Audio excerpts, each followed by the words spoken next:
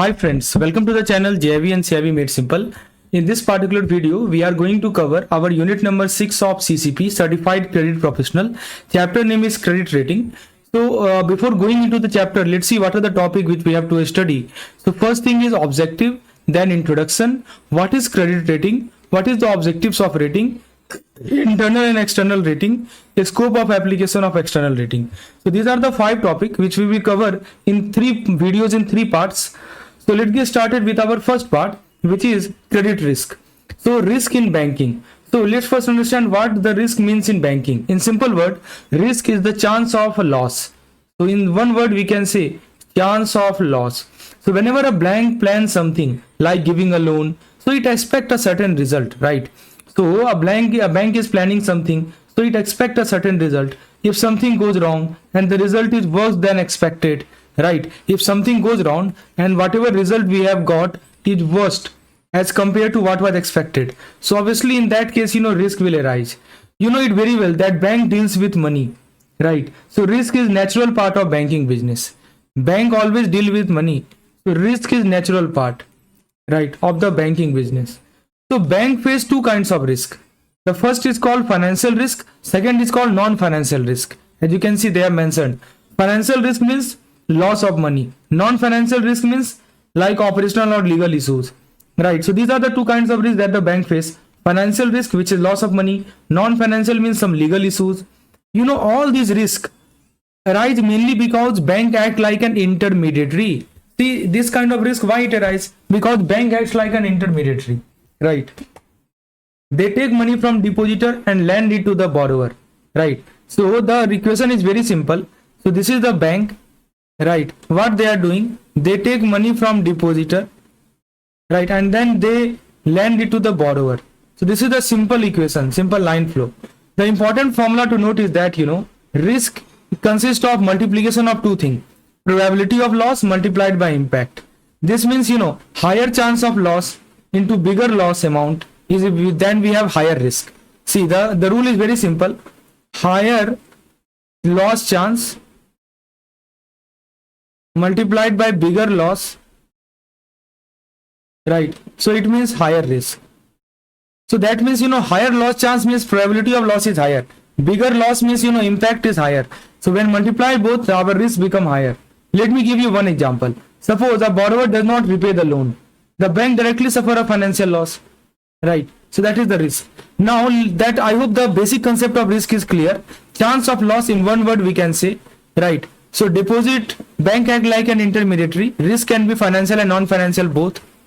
What is the credit risk? So let's understand the most important risk for the bank, and the most important risk is the credit risk. So it is the risk that borrower cannot pay. Risk that a borrower cannot pay, or risk that borrower does not want to pay even though payment is due. So 2 things: inability or unwillingness. So when I say inability means borrower cannot pay. That is called inability. And unwillingness means borrower does not want to pay. That is called unwillingness, right? So credit risk is a risk that borrower cannot pay or borrower does not want to pay even though the payment is due. So this risk mainly arises whenever the bank give loan, that's called lending, or whenever the bank do trading transaction, whenever the bank enter hedge contract, whenever the bank do settlement activity, then only this kind of risk arise. That's called credit risk. Lending, trading, hedging, settlement activity. So wherever money is expected from another party, credit risk arise. So the formula is very simple. Credit risk is equal to transaction risk per portfolio risk. This means risk in one single loan plus risk in the overall loan portfolio of the bank. So when it is a one single loan, that's called transaction risk. And when it is overall portfolio of the bank, that's called portfolio risk. Let me give you one example. Suppose a customer failed to pay EMI on time. So credit risk become real, right? Credit risk become real. Because the customer default on EMI, credit risk become real. The master tip is that every loan carries risk, but credit risk is the most critical risk for the bank. Please understand, every kind of risk every kind of loan carry risk, but the most critical one is the credit risk. Bank may survive other risk, but poor credit risk management can collapse a bank. So that's the formula flashcard. So rule number 1 is that credit risk include transaction risk plus portfolio risk. Portfolio risk means intrinsic risk plus concentration risk. We will talk in detail about it. So the memory trick is TPC. TPC means transaction, portfolio, and then concentration. This helps you recall how credit risk is built step by step. Let's apply some mini MCQs. Question is, which risk arise due to borrower inability or unwillingness to repay? Liquidity, market, credit, operational. Obviously, it is credit risk. No payment or default by borrower directly leads to credit risk. Question number 2. Credit risk of bank depends on which factor? Only internal factor, only external factor, both internal and external. And last option is only regulatory factor. The correct answer is option C, both internal and external factor. So when I say external includes what you know. External includes economic condition, industry slowdown.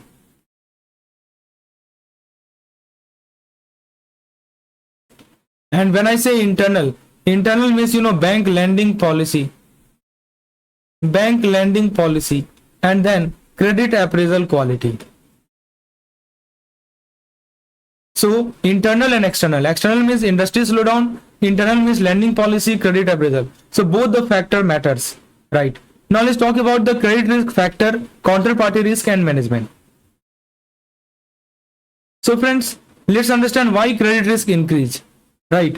Credit risk does not arise automatically. It increases due to combined effect of external and internal bank level factor. So that is the point. It does not arise automatically. Why it increase? Because there is a combined effect of both the external factor as well as the internal bank level factor. That is what we can say, that credit risk is a factor of external factor plus function of external factor plus internal factor. Now you may think about what are the external factor. So external factor can include, these are the factors which are outside the control of the bank.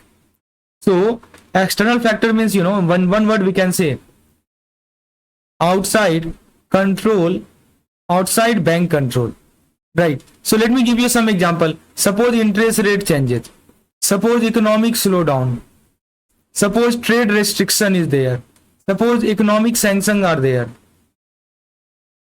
suppose change in the government policies are there. So when the economy weaken, even good borrower may face problem, which increases the chance of default, right? Because economy has weakened, right? So good borrower will face this, like in the COVID like situation, right? Good borrower may face this problem. Then the internal factor within the control of the bank, and this arises due to poor management. So it includes defective or weak loan policy, absence of credit concentration limit, poor appraisal of the borrower financial position, excessive dependence only on collateral, inadequate risk-based pricing, weak post-sanction monitoring and review. Simple example, suppose economy is slowing down. And the bank has done poor loan appraisal. So the probability of default automatically increases sharply. So poor loan appraisal, economic slowdown, higher default. Then the second concept we have is the counterparty risk. What is this counterparty risk? So counterparty risk is the risk that the other party to a contract fail to perform its obligation. Non-performance of the trading counterparty, which means other party to the contract fails to perform its obligation. That's called counterparty risk. And this kind of risk is most commonly seen in the trading transaction, derivative contract, and forward and future market deal.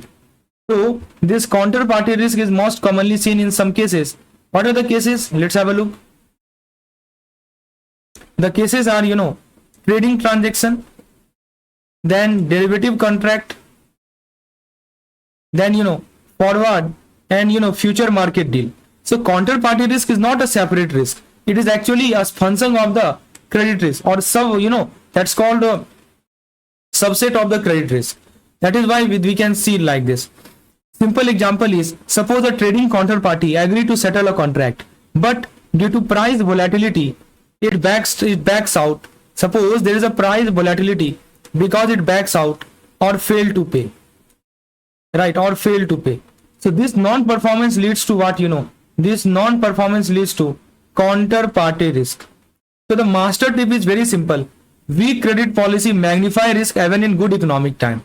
If your economic policy is weak, it will magnify risk even in good time, right? That's the point. So the formula flashcard is very simple. Credit risk consists of external factor plus internal factor, and counterparty risk is a subset of credit risk. So the memory trick is EIC: economy, internal lapses, and counterparty. This helps you easily recall causes and subtype of credit risk. So internal factor, external factor, there are many factors which affect it. Now let's look at some question. Which of the following is an internal factor leading to credit risk? Trade restriction, economic sanction, deficient loan appraisal, interest rate volatility. So they are talking about internal factor. Trade restriction is not under the control of bank. Economic sanction is also not. Yes, this one is.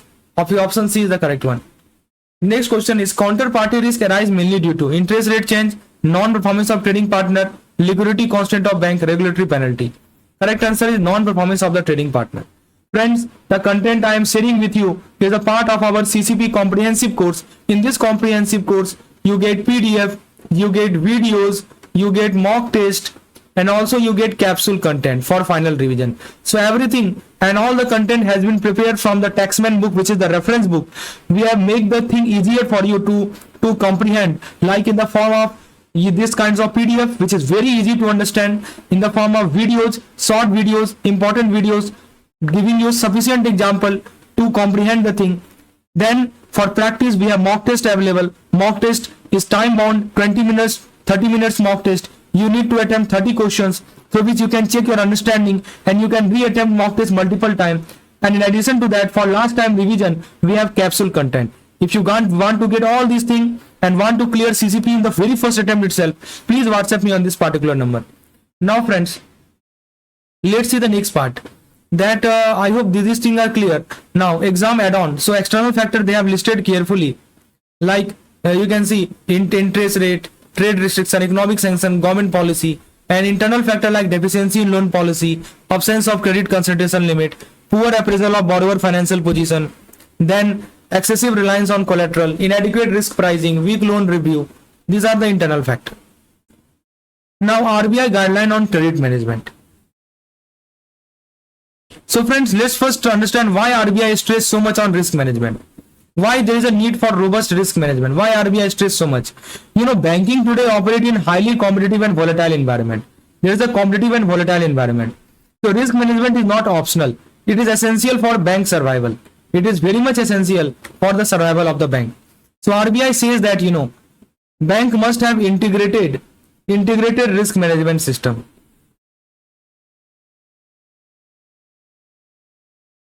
Bank must have integrated risk management system and also a comprehensive framework covering all the major risks, right? So these are the two things that you know RBI says bank must have: integrated risk management system and comprehensive framework. So this need become very clear after liberalization. This need become clear after liberalization when Indian bank faced market competition and when Indian bank experienced economic fluctuation, when Indian bank exposed weakness in existing risk system. See, post liberalization, what happened? You know, exposed weak risk system in Indian bank, faced market competition, experienced economic fluctuation. So that is why we say that survival of bank is a function of effectiveness of risk management.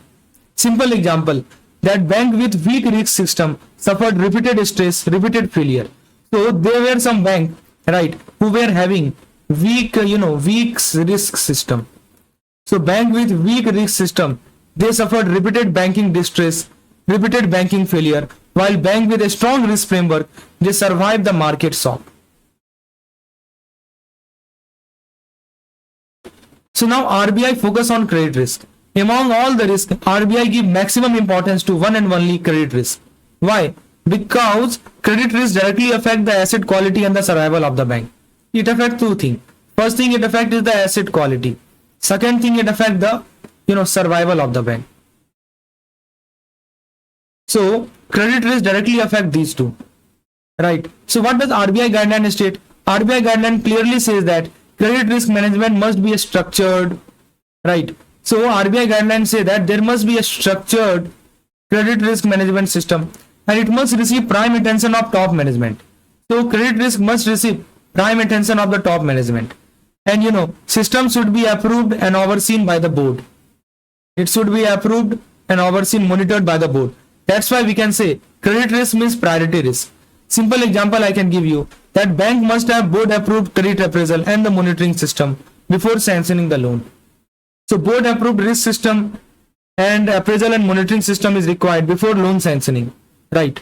So the master tip is that RBI treat credit risk as the first line of defense for bank stability. That's why robust credit risk management system is very much required. That is why I told you now that RBI guideline clearly say that credit risk management must be structured, it receive prime attention, right? Example also I have given you that bank must have board approved policy for credit appraisal and monitoring system. So the formula flashcard is very simple. Risk management means integrated plus comprehensive system. I already told you that it must be integrated and it must be comprehensive framework.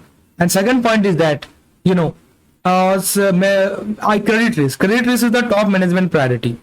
So integrated, comprehensive and top level. Please understand these two words. Question is, RBI guideline emphasize credit risk management because it is least important? No, it will directly impact the bank survival. Exactly, right? It directly impact the bank survival. Option B is correct. Next question, who should give prime attention to credit risk management? Who should give prime attention? Branch staff, auditor, top management and customer. Obviously top management. Top management should give prime attention. RBI mandate top level oversight of the credit risk. Now let's talk about the measurement of the credit risk. So measurement means identifying and assessing how risky a borrower is, right? So basically whenever I say measurement means assessing the borrower risk using some parameters, right? So RBI required the bank to use some credit rating system, some credit scoring models. So before giving any loan, bank must evaluate the industry risk, business risk, financial risk and management risk. So you can write credit risk is a function of industry, business, financial and management risk. Simple example, before approving a loan, the bank assigns an internal credit rating to the borrower.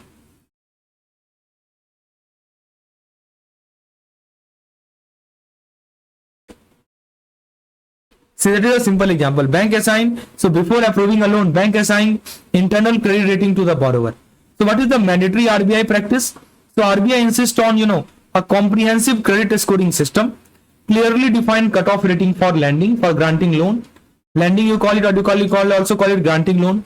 Periodic review of the rating. It may be quarterly, it may be half yearly. Mapping of the rating migration. So that means, upgrade or downgrade of the borrower, right? That's called mapping of rating migration. So these practices ensure early warning signal for possible default. These practices ensure EWS for possible default, right? So this is the mandatory RBI practice: comprehensive credit scoring system, clearly defined cutoff rating, periodic review, mapping of rating migration. Now let's talk about the quantification of credit risk. So measurement tells us, how risky the borrower is. Quantification tells us how much money the bank may lose. That's the difference. Measurement tells us, yes, this borrower is so much risky, which is assessed based on credit rating and credit scoring, right? And then quantification tells us exact amount that we may lose, that bank may lose. So quantification involves, studying historical, customer behavior. Second, analyzing the portfolio performance, customer behavior, portfolio performance, estimating expected credit loss. That is why, expected credit loss is equal to historical behavior analysis. Simple example I can give you, that bank use past default data to estimate future loan loss. So past default, that's called historical behavior analysis. So past default data is used by bank to estimate what? To estimate the future loss. So the CCP master tip is that credit rating measure risk, quantification convert into numbers. How it is converted into number? So there are some parameters like historical data, like expected credit loss. So remember the exam related keywords. Make sure you remember this term: post realization pressure, integrated risk management, sine qua non for survival, credit rating and scoring, risk migration and expected credit loss. Now friends, let's talk about credit risk pricing, monitoring and control. So let's first understand what a credit risk pricing means. What is the meaning of this term, pricing of credit risk? Whenever a bank gives a loan, it does not charge interest randomly, right? So try to understand, interest is never charged randomly. Rather, the interest rate is decided scientifically so that bank cover its cost. right? Bank cover it cost plus bank cover the expected loss due to default plus bank earn a return on the capital used. So bank cover loan pricing is done based on all these three factors: cost, expected loss, and capital charge. So that bank cover it cost, bank cover the expected loss due to default, and bank can also earn a return on the capital used. That's why we can say loan pricing is the sum of cost plus expected loss plus capital charge. Now you may ask me, what is the meaning of this expected loss? Expected loss is the loss that bank expect on average due to default. So this is the loss that bank expect on average due to default. So loan pricing must be at least recover this amount. So simple example I can give you. Suppose the borrower is risky. The chance of default are higher. Therefore the bank charge higher interest rate to cover the risk. So the key message is risk-based pricing ensure profitability even after credit loss. That is the point. Risk-based pricing. This is very important thing. You look at the risk of the borrower and accordingly decide the cost. And this risk-based pricing, it ensures profitability after accounting for credit loss. Then we have RAROC. So RAROC stands for risk-adjusted return on capital. Its purpose is very simple: to check whether the return on a loan is sufficient after adjusting for risk. So it helps you check whether the return on loan is sufficient, whether the return on loan is sufficient after adjusting for risk. So it ensures that capital is used efficiently. So the formula or the rule is very simple. RAROC means risk adjusted return or economic capital plus economic capital. So one line example I can give you, that if RAROC is larger than hurdle rate, loan can be accepted. Now you may ask me, what is this hurdle rate? We will cover this hurdle rate in the next part, right? So if RAROC is larger than hurdle rate, then loan will be accepted. If it is less than if RAROC is less than the hurdle rate. Now friends, let's talk about monitoring and control of credit risk. This is the part 2 lecture of our CCP. So giving a loan is not the end of the bank job. Bank must continuously monitor loan, right, to prevent the future problem. So loan monitoring is very much required. So monitoring helps in, early identification of the weak account. So early identification of the weakness, taking corrective action, that's called proactive action, right? Taking corrective action, reducing overall credit loss. So these are the benefit, right? So early identification of the weak account, taking corrective action before default, reducing the credit loss. That is why we say that good monitoring means lower credit loss. Simple example I can give you, like if the warning sign are detected early, that's called early warning signal, the bank can restructure or recover dues in time. So early warning signal leads to timely corrective action. So please understand, EWS leads to corrective action, right? Now let's talk about the monitoring mechanism. So banks are required to identify loans showing credit weakness, improve follow-up, strengthen follow-up of weak and stressed account, strengthen follow, that's point, assess adequacy of provision based on expected loss, fix risk rating wise exposure limit and target volume, conduct ongoing portfolio review, ensure a strict adherence to credit policy, and submit periodic report to the top management. So these steps convert policies into actual protection. Policies into protection can be converted by applying these mechanism. So the master tip is that monitoring convert policies to protection. Without monitoring, even the best policy will fail. That's why monitoring is so much required. So the exam ready one-liner are here. Unexpected loss determine economic capital allocation. Expected loss determine pricing and provisioning. And the credit rating drive limits pricing and monitoring intensity. I hope that is crystal clear. Now friends, comprehensive credit rating system, just now we have discussed little bit, let's discuss in detail about it. So let's first understand what is the meaning of this comprehensive CCRS. See, a credit rating system is a single point indicator. Please understand, this is called a single point indicator. Credit rating system is a single point indicator that captures diverse credit risk factor, right? So it means it summarizes all the important credit risk factor of a borrower into one grade. It summarizes all the credit risk factor of a borrower in one grade, right? So instead of looking at many separate detail, bank relies on one standard rating to judge the risk. So instead of looking at many separate detail, bank just rely on one standard grading to judge the risk. Why this important? Because it ensures consistency.